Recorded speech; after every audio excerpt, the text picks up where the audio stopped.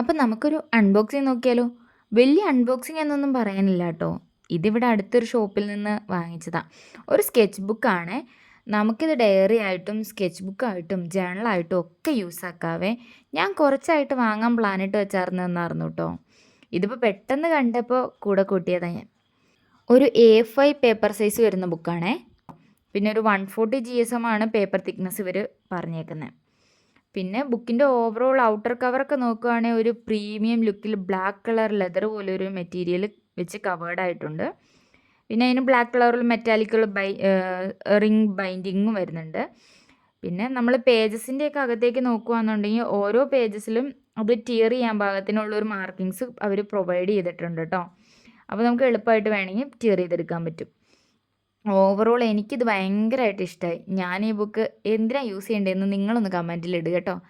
അപ്പോൾ അത്രേ ഉള്ളൂ.